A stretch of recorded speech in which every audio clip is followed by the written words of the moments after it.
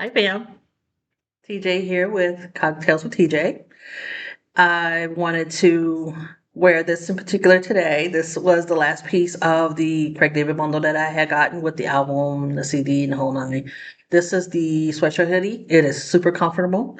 This is his logo. If you look, kind of like tilt your head a little to the side here, you can tell it says C&D, but it's a play on his first album, Born to Do It, with the headphones and everything on.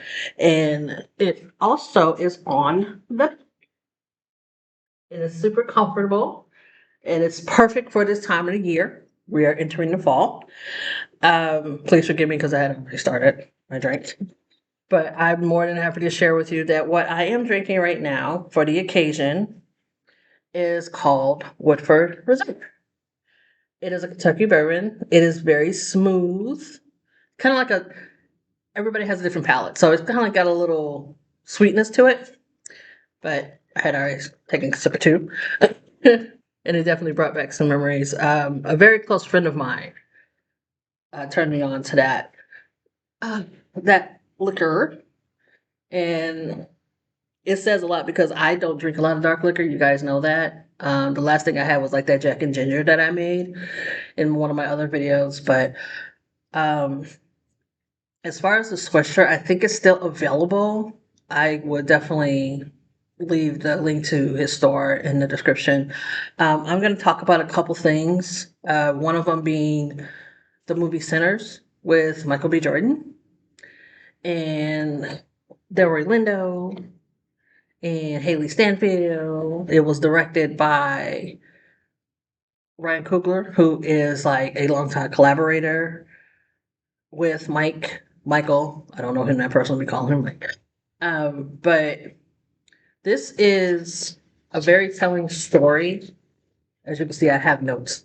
I haven't had notes since my SAG video, but it's okay. Uh, the the the movie takes place in Mississippi, and Michael plays not one but both twins, Smoke and Stack, and they're part of they're known as the Smoke Stack twins. You know, they got a reputation and everything like that. The cool thing about it is that not only are we treated to one, but to two Michael B. Jordans. And if you haven't given this man his flowers already, I would say that this is definitely the movie to do it for because it definitely shows a dynamic and a range of his talent and his abilities as an actor because these are definitely two different personalities and it shows in their wardrobe. So it's like, Smoke is cool, calm. He's like kind of like very reserved and he he's a little laid back. So it throws off that blue hue, the blueness about his wardrobe, like his hat and the whole nine. And Stacks, on the other hand, is fiery. He's like very, very energetic in a sense. Not very, very energetic. I don't want to make it seem like he's bouncing off the walls or anything like that, but he's really got this vibe about him that's really fiery. Kind of like a hothead, if you will, but not a real hothead. Um, but it's definitely a good thing where it's like if you didn't know that he wasn't a twin, you would think that he had a twin brother. Just laid back in the cut and like, he's doing his thing. But it was great to see this, and it's a true testament to his talent and to his craft. Um, this, like I said before, it's a because they let's see, we started off with Fruitvale Station, then Creed, Black Panther, I believe. I want to say Creed 2, but I'm not sure. I know he was a producer in it, so I'm going to count that. And then Wakanda Forever, and now Sinners. And at this, I mean, it's more, I would say more often than not that a lot of people like that's family. They are fam. They are family because, I mean, I would say by the third movie, that's it. This is my brother for life or whatever. But also, too, it shows like, just like with Spike Lee, Martin Scorsese, Kevin Smith. Um, I know there's another director that does this where you work with some of the same people, primarily because of the fact that not only yeah, we can kick it, we can be silly or whatever on set, but when it's time to work, it's time to work, and they go to work. You know what I'm saying? Like I don't have to worry about any drama with this person. I don't have to worry about a late somebody coming in late or whatever. They're about their business, but there's always room to just have something for the gag reel, for the blooper reel, whatever. Um, this to me felt like it was expressed that this was definitely a love letter to our people that were, they had their you find your own way you find your own source of happiness and to let loose, and for them to come together and decide we're going to make this juke joint, it's going to be a great business, and we're going to bring everybody in that we know that we could trust, you know and they start with their cousin Sammy, who works as a sharecropper. His father is a pastor, so he gave himself the nickname Preacher Boy. And not only is this gentleman just coming out the gate, his name is Miles Canton, Caton, Catton. I'm Cat. Hello, forgive me if I'm saying the name wrong.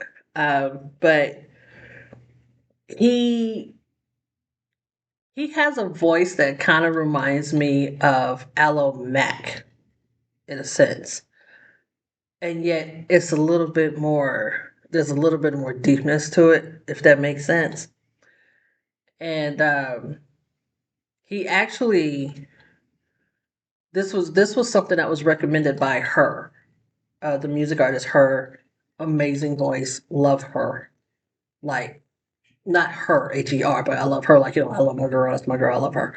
But like that. So it was a recommendation because he was singing background. He was one of her background singers on tour, and she thought he'd be good for the part. And here we are. We are all the better for it.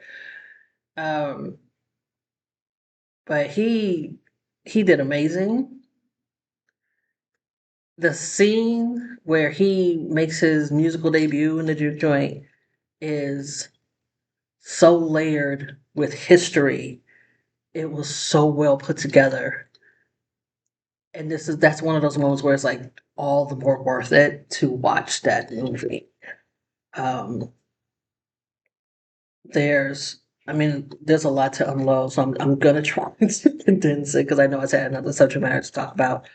Um, Haley Stanfield, some of you might know her from Hawkeye on Disney Plus. Others may know her as a singer, where one of the songs that I love she did with Zed called "Tasted You." Great song, awesome as I get out. I first heard it in the ABC show not Mixish, Grownish, but definitely something to check out. She plays Mary, who is on on the technical sense of on the matter. Technical sense of the matter is Stack's ex girlfriend, but the way that they act, you wouldn't think that that was the case. And she, while she does have lineage as far as because I believe this is bad, especially if I've seen the movie several times. I believe she said that her mother's, at least she said her grandfather was white, her mother's father was white, but she is black. She's, it's kind of like that movie Imitation of Life, where this young lady, she's black, but she's passing for white, but that's not her intention. I want to put that out there. That is not her character's intention. That's what Stax wanted her to do because he felt like it would be more safer for her to be with someone who allegedly she looks like, but deep down she knows who she is, and it never stopped her love for him. but he loved her too, and I would say if there was anybody that was matching wits with him, it's definitely Mary. And she was just not one to play with, and she was, she kept it real. Um, the the other young lady in these lovely lives is Wunmi. Oh God, I hate doing this because I don't like when people spell my name wrong. It's not that. Only one person said my name wrong ever, and that was my ninth grade science teacher. God rest his soul. But anyway, her name is it Wunmi Mosaku? She was Annie. Annie was Smoke's wife. They had a uh, a little one who perished far too soon, and she's how can I put it? She's a hoodoo priestess or practitioner, but she's about her business, and it's I would imagine that losing a child would be hard on anybody, period, and it did kind of put a strain on it, but again, just like with Mary and Stax, the love never faded with these two. Um, the It's beautiful because he brings her in on the business of the juke joint, and she's a great cook, so they bring her in for that, and she also tends bar. But yeah, um, I feel like you know when you have a connection that's strong, no matter the situation, I don't think that it would ever break, no matter how hard you want to sit there and think that it would. If you're being real with yourself, the connection is never going to go away. Um, but Ryan also had one of my favorites, one of my all time favorites in the movie Delroy Lindo, and he's one of those actors where it doesn't matter how big or how small that part's going to be, you're going to remember that he was in it, and he definitely does his thing. He is Delta Slim. Delta Slim. This is another thing I love about movies like this is in based off of the time frame. The name it just kills me. So like yeah, Delta Slim, he's a harmonica player who happens to love his beer big time. Um, it's like what beer is to Delta Slim as whatever type of alcohol is to Doc Holliday and Tombstone. But yeah, I'm trying to get out the key points because I don't want to give too much away, but I want to give out the key points. Um, Omar Miller is in it. He plays Cornbread, and Omar Miller, if you remember him, he was in 8 Mile. He was in Ballers. Um, but you've seen him like here and there in between that. But it's always good to see him because it's like it's gonna be good when he's in it too, and he definitely brings his A game. The another There's a couple played by uh, Legion Lee. I'm sorry, Legion Lee, and um, where is it? The gentleman who plays her husband.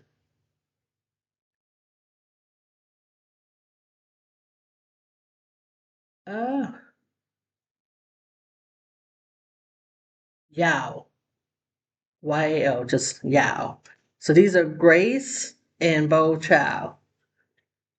Grace, Grace, Grace. This girl don't take nothing. And the when they come back and they're like gathering all the people that, like I said, they're gathering people that they trust to come in and be a part of what they believe is going to be a successful spot for, for our brothers and sisters to be there. And I'm more than certain that they're open, as far as like, you just don't bring no BS. We're all here to have a good time. We're all here to enjoy just being free from work. Because who doesn't want to go somewhere where it's like you had a long work week or whatever, rough day at work, and it's the end of the week and you just want to let loose, and that's the place to go. You go where, yeah, where you can just feel like you're at home and you're amongst friends, you're amongst family. Um, but yeah, so they have their own stores, and the way they have actually two separate stores. So the way that it is down there, it was down there at the time. You had a black section, you had the white section. So as far as like the neighborhoods, so they had two stores specifically for, and they had their daughter, which this little girl, Helena Hugh, who's their daughter Lisa. You can see that she took after her mom. Like she's very, for lack of a better word, stoic. She's very like straight in your face. My mom didn't have to take any BS. I'm not going to take it from you. But it's like I'm watching who you are and whatever. But she's about her business too. So she definitely was raised by wonderful people. Um, but it's the thing that and one of the elements that I love about it is that it's, I guess you would call Sinners a horror film, but there's more to it than that. There's more to it than the gore and everything. There's actually a story there, and it you have Jack O'Connell, who is Remick, and he's a vampire. But he doesn't even, I'll say for the viewer, he doesn't hide the fact that he's a vampire. Because if you've watched stuff like even going back to Nosferatu, you go to Dracula, Bram Stoker's Dracula, you go to Vamp, you go to even Buffy the Vampire Slayer, the movie, as well as the TV show. And then you have uh, the Vampire Diaries and the originals. It's like you don't, if you, I guess we're going to talk about Twilight too. I don't know, it's something about that particular, I just wasn't part of that, you know. But if it makes, I guess, to soften the blow, I did like the actors. I just wasn't part of that OMG crowd that just would go ballistically nuts if you saw them walking down the street. Um, but I like vampires and the supernatural, witches, and all that good stuff. So this was a nice play on it. I just felt that even though it's supposed to be depicted as a horror movie, it took a back seat because there was a bigger picture happening here. And actually, there is a movie called Let Me In, and that's actually the thing that if I've noticed across the board, they don't shy away from that rule. They cannot come in unless you invite them in. But that juke joint scene, beautiful, just beautiful, and it showed and depicted that while we love all these different genres of music, the blues is the root of it, and it shows you that it's the root of it, you know. But and there are some that that would that would say that certain people were the influence. and it's something to that magnitude where it's like, hey, this is what's gonna happen. So I think it was great. So I loved it. I um one of the things that I thought was really cool too, and if you follow certain people, or if you've grown up in a family where certain music was played, or if you're just a music lover, period, and you just decided to check out this particular genre or this particular artist. With that being said, I thought it was awesomely cool to see Buddy Guy in it. And I felt good that I was confirmed when I saw it in the credits, and I was like, that looks like Buddy Guy. But but to see that that's actually him. He's like an iconic, legendary blues musician. The Woodford's kicking in. But um and there is a detail in that you kind of like pick up on. Um, like I said, I don't want to give too much away. I'm trying to actually talk about some key people. Like there's an what's it, Jamie Lawson? She's Perlene, who is Sammy's love interest, and he does something that would just make a woman go, "Wow!" Like, and it wasn't the physical; it was what he said, and it was how he said it. you know. And that was just like the awesomest thing ever, which I freaking loved. And I'm like, dude, like even back then, like y'all knew how to kick it. So it was like you learn from those before you. But yeah, all I can say that the detail that you're gonna see, it was definitely a beautiful gesture. And it was It was a great, great story to tell. It was a great movie, and it was a great love letter to, you know, his family members who were in that era that was in that vibe. And on a personal note, I'm looking at it like this was a spot that my my grandmother and my great aunt would go to, and I'm just sitting there like, so this is how they got down. So everybody has their own way of doing things, but it's at the end of the day, what you want to do is have a good time. You just want to let loose. You just want to, how they do in Grey's Anatomy, dance the day away. You just want to be able to be okay, and just for one moment that there's no drama, that there's no ignorance. It's just everybody's there for a common goal, and that is just to enjoy the music, enjoy the drinks, enjoy the vibe, just be, not have to worry about looking over your shoulder. But then there's always ignorant people, and trust me, there's ignorant people in the movie. So, but yeah, I thought this was excellent. To kind of like circle back with the matter of the wardrobe, our sister in Christ, Miss Ruthie Carter, two-time Academy Award winner.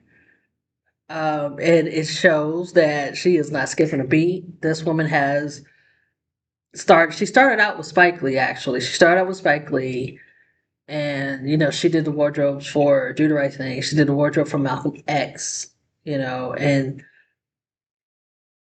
it's even to look at how it was in Malcolm X, and then you see how it is in Senna. I was like, okay, I can, you can see the similarities in as far as the suits and everything like that. But I love attention to detail, and she definitely embodied that, especially with this movie, where you're seeing that, you know, Stacks just wants to get it going and get it going and get the vibe going, this, that, and the other, where Smoke wants to make sure everything is on an even plane and everything is cool before things get out of hand. But it was, I did notice a detail in it too, where it kind of reminded me of From Dusk Till Dawn. We kind of do get the answer to Juliet Lewis's question about, like, does anybody have any silver bullets and stuff like that. So it was like everybody's trying to figure out how to defeat vampires in From Dusk Till Dawn, just the way that they did in Sinners. And it's a nice little. You see a lot of little stuff here and there. Um, where if you've seen other films, you can definitely see elements of other filmmakers. You can see elements of hip hop. You can see elements of even television shows. It's like just little stuff. If you've been around and you've seen a lot of stuff, you'll see something like, oh, that reminds me of this and that reminds me of that. Believe it or not, 9 times out of 10, that was what they were aiming for. That's what they were going for. That's what they're, that was the plan.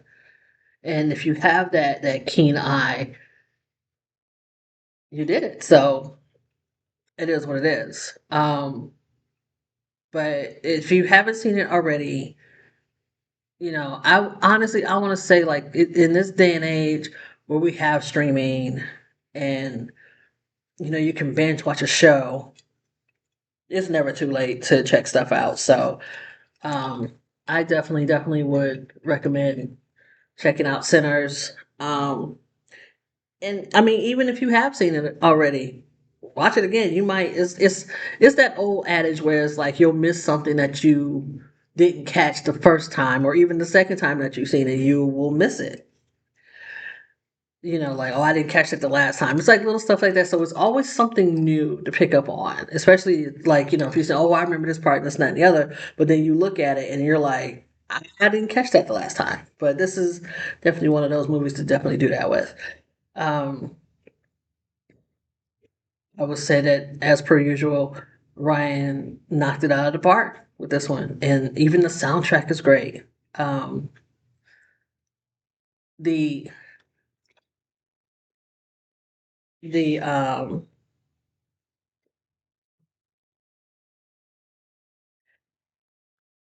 Sinners, that's the name of it. There's a song called "Sinners" by Rod Wave. It's played at the end of the credits. It's a beautiful song. It's You gotta listen to it, and then you can find the lyrics online, and then listen to it again with the lyrics deep. And there is actually a small post credit scene, but it's great, and it's definitely telling, and I would say that it could be relatable on some levels for various people. I don't look at it like, oh, it's this type of a film. If you can relate to it, you can relate to it. I would say look at it. It just happens to be a movie that has black people in it, but it's a great movie that has black people in it. And I'm not throwing shade, so because I feel the need to say that in this particular political climate that we're dealing with right now. Um, but it's not throwing shade or anything like that. I just think it's a really great movie. It has a great cast. It's great writing. It's great visuals. It's great wardrobe. And just check it out if you haven't already. Check it out again if you have. But yeah, do your thing. My next topic that I want to talk about is Cardi B's trial. And I know that everybody has seen it, known about it, and the whole nine. And all I can say about that is that it's a sad situation. And this is just my comprehension. This young lady comes in for a doctor's appointment. She goes to her gynecologist. Goes to her OBGYN. She's pregnant, so she wants to make sure everything's good with her, everything's good with the baby. Common sense will tell you you're not gonna get. I'm not. I know I wouldn't be glammed up, not to an extent. Of course, my face is good, but still, I'm not gonna go in there with like stiletto heels and you know a leather coat and dress or whatever. I'm about to go and hit the club after I leave here. I want to be comfortable, and especially in this particular scenario, it's a doctor's appointment. So yeah, I'm gonna put like a hoodie on. I'm gonna put jeans, whatever on, something sweats, something comfortable. Okay. Now, yes, I know that I'm a notable person, so obviously somebody's gonna say something. It comes with territory. I get it. So you have the security guard. Now, again, let me emphasize this is my comprehension. So I wasn't there, and I didn't see everything as far as like in the trial. I only saw like little snippets and stuff like that. But so she sees her like, oh my G, hey Cardi, oh my God, hi Cardi B, blah blah blah. Okay, hi. She's being respectful. How you doing? She's going about her business. This woman pulls out her phone and starts recording her. So she, of course, why are you recording me? You know what I'm saying? Like, this is not, and I don't think that she would have an issue with it, but this is just not the time for it. You know what I'm saying? It's not the time and place for it. You're at work. Do your job. Problem number two, you left your post and followed her into the elevator. So now you're upset because she didn't respond in the way you wanted her to respond. Okay, now this is how I'm looking at it now. This woman hasn't done anything yet, but you doing everything. You are the aggressor. So now it's gotten to the point that it's got highly vocal to where the receptionist at the doctor's office can hear you out in the hallway. So it makes her have to go out and cut between you two because not only are you want to make sure she wants to make sure you're good, but she wants to make sure especially that she's good because she's carrying and you're acting like an animal. Like what is wrong with you? Anything could be happening right now where you're not where you're supposed to be, but you're not there. So anything can be happening. You don't know that. Then you want to say that she put hands on you and you had to have that surgically repaired. I don't know about you, but I saw before and before pictures. I didn't see before and after pictures. And if there was a nick of anything on there, that's like somebody, doing whatever, you scratch your face. Really? So now since you acted like this, you were unprofessional, you lost your job. So now you're looking for an easy payday. You lost your job. Now I don't know how long have you been at that job, and I don't know how the laws are in California, but I will hope that you were there long enough that you can collect unemployment. If that's not the case, then I don't know what to tell you. But you're not going to make her responsible for something that you started. Okay? And then you want to try to rope the receptionist in. What you gonna do? Cut me a piece of whatever you're gonna allegedly get? That's not gonna happen. But to me, the piece de resistance was her lawyer. You paid for this man that basically asked to me some of the stupidest questions. And then you sounded like an instigator at a playground. Now, as a woman, I'm upset about that stupid wig question. The hair, like, okay, well, you came in one day, your hair was short, and then you have like long blonde hair, and I have this long dark hair. Which one is your real hair? And I don't blame her for reacting the way she did. They're wigs. Where have you been? So this is a lawyer. Yeah, I live under a rock, but I can represent you. Like that's not how this works. What is wrong with you? And then you want to say, did you call her fat? No, I called her this. I don't know if this is gonna apply. That's why I said, but we all know what a female dog is. That's what they call a female dog. And what exactly did you say to her? And she was like, I said A, B, C, and D or whatever. Can you say that to her face so she can hear you say it? Why? Like she said, you want me to say this to her face? First of all, she already know what I said to her. I don't need to say it again. I'm not going to say it in here. What is wrong with you? And it's like, hello is an expression like, da da da, hello, I'm here. Okay, look, bruh, this is not what I mean when I say hello. Like, hello, like, really? Like, are you serious? Like, this is what happened. Hello. She was there. She knows what went down. And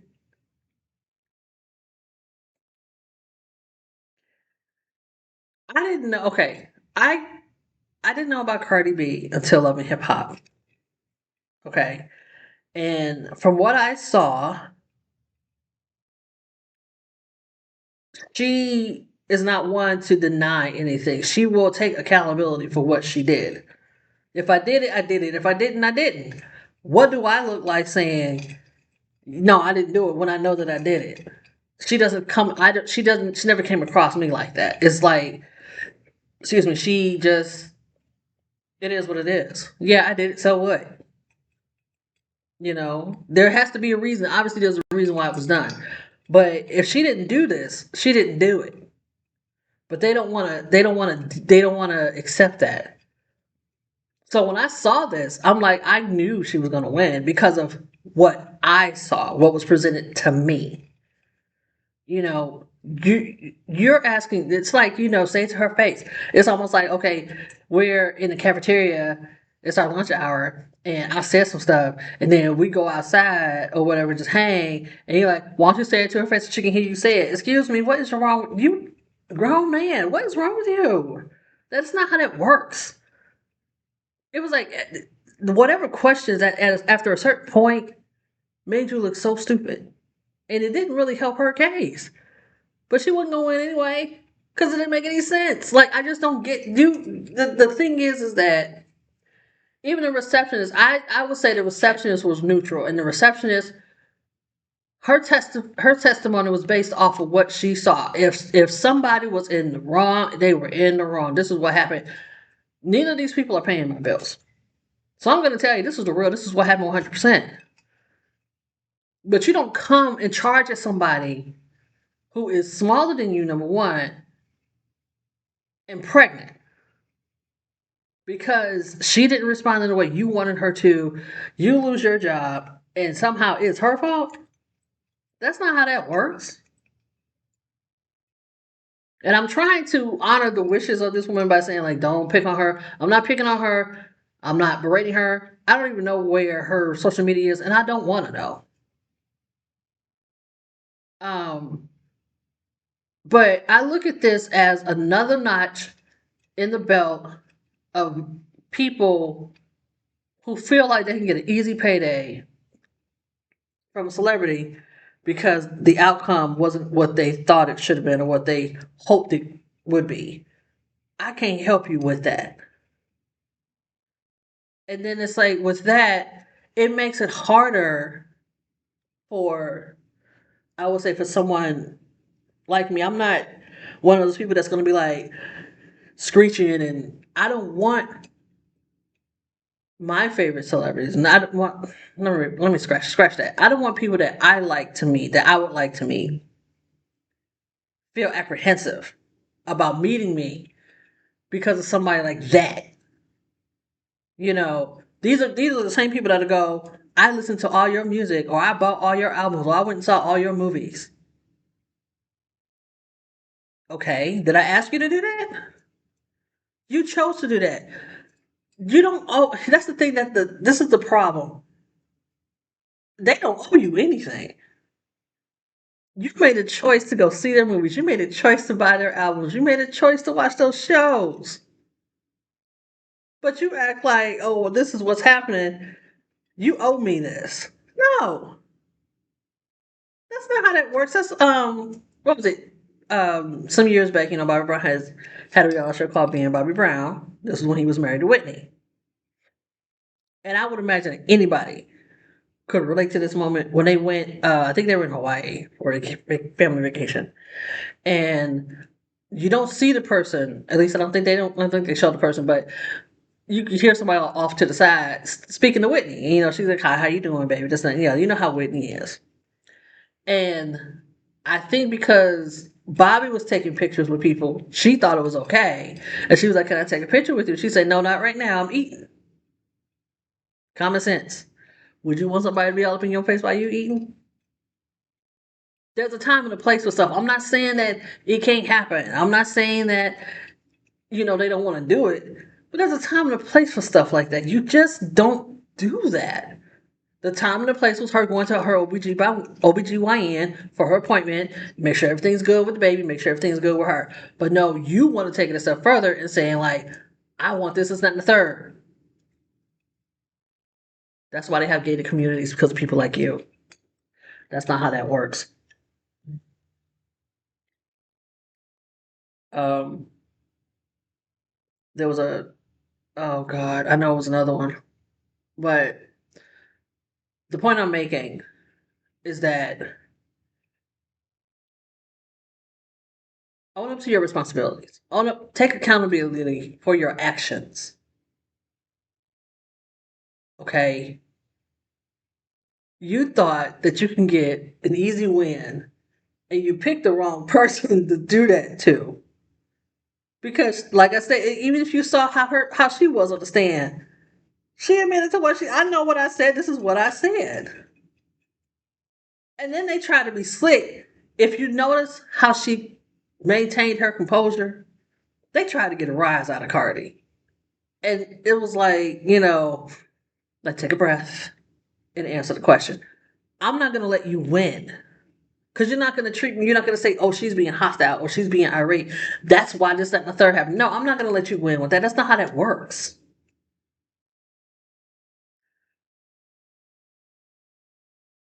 But you're still out the job. You got more money because you got to pay your lawyer. And since this is all on camera and this is something that'll never die, it's going to be real. I would hope that it's not. I'm going to say this. I'm not trying to wish it, but realistically speaking, it would be a little bit more difficult for you to obtain a job. They see this. And it's not necessarily the testimonies, it's how you're carrying yourself. Take accountability. Take accountability. And show some respect. Just because they reached a particular pinnacle of success does not mean the color of their blood is different now. It's not. We're all human beings. It's just that everybody, and believe it or not, it's a job. It is a job. Okay? This is what she chose to do. This is what she was aiming for. You know, and she's enjoying her life. This is what she chose to do. Her job puts her in front of the camera. We are a lot of behind the scenes peoples. You know, I just really hope that one day somebody will have enough sense to go, let me take a step back. And then think about it this way: if you cross paths with that person again on in another time frame, another type of environment, maybe just maybe you'll be lucky enough to have that opportunity to talk to them. Take a picture. You know what I mean? The right person at the right time, zero problems in doing it. Zero problems in doing it.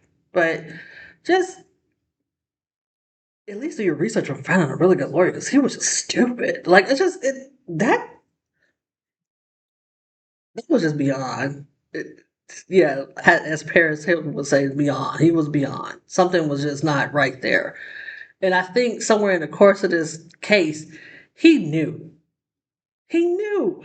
He knew he screwed up. He knew he loused up. He knew that it just wasn't going to work. So guns blazing, I guess. I don't know, but it was bad all around. And like I said, I was not surprised that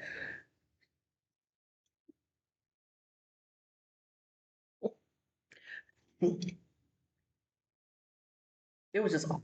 It was just off all the way. But I just think that it's sad that there are people out there who think they can get an easy payday because this person's a celebrity. And like she said, I work for my money. I work hard for my money, and I'm not going to have you not only take money out of her pockets, but you're taking money out of her children's mouths. Like she's feeding her children, she's taking care of her family.